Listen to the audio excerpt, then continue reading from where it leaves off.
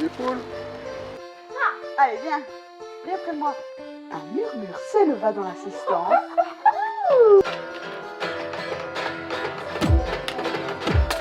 La mettre dans la boîte aux lettres. Voilà. À 14 heures, ils viennent. Je pense déjà il faut essayer.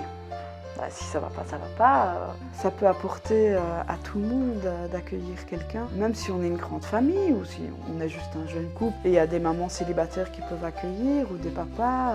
Je pense qu'il n'y a pas vraiment d'image type de la famille d'accueil. Il faut juste s'ouvrir à l'autre. Et l'autre va nous donner beaucoup, nous on va lui donner.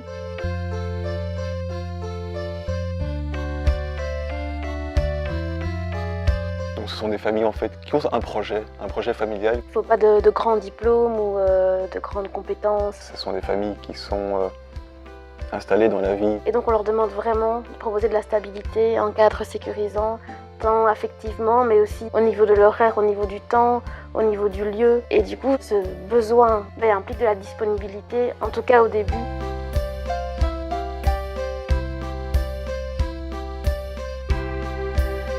Ils vont ouvrir aussi la porte à un service. Et donc c'est important qu'on puisse se rencontrer. On va procéder de la même façon avec les candidats accueillis, donc les enfants, les adolescents, les adultes. On va les rencontrer, on va rencontrer les services qui nous l'orientent, que ce soit des pouponnières, des services d'aide à la jeunesse, des services sociaux. À certains moments aussi, on va rencontrer les familles d'origine si elles sont toujours présentes.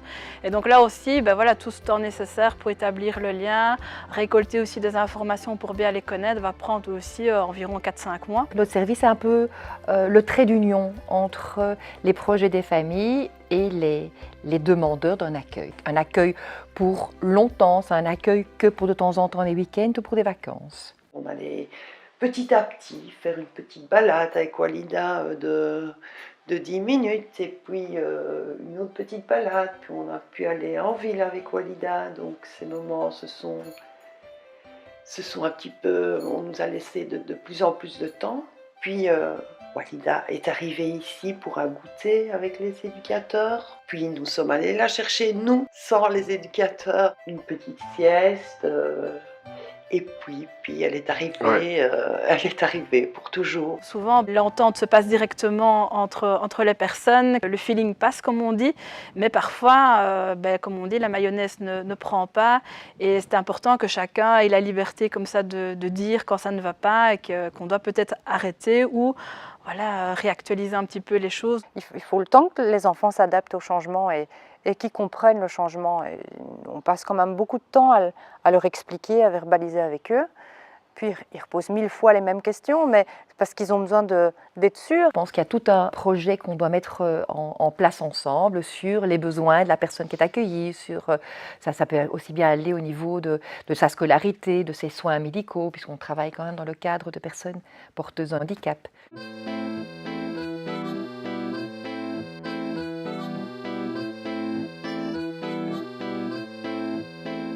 C'est bousculant et à la fois c'est très riche de découvrir quelqu'un et de le faire dans ce cadre-là, c'est rassurant. On ne brûle pas les étapes. Oui, on ne se sent pas seul, on sait que s'il y a quoi que ce soit, si on a besoin d'aide pour quelque chose, ils sont très attentifs au bien de chacun. Un des rôles principaux là-dedans, c'est bien évidemment pouvoir faire le tiers entre la famille d'origine, la famille d'accueil et le réseau. Il y a la logopédie 2 fois semaine, le kiné 1 fois semaine. Nous, on leur a proposé le rugby.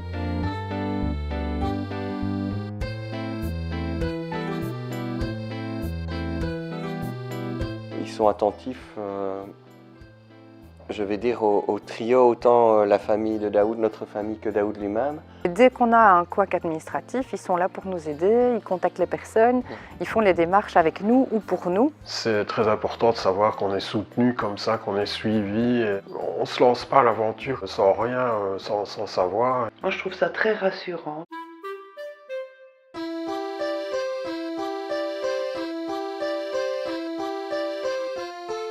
Il y a toujours du neuf, il y a toujours aussi beaucoup d'imprévus qui surgissent.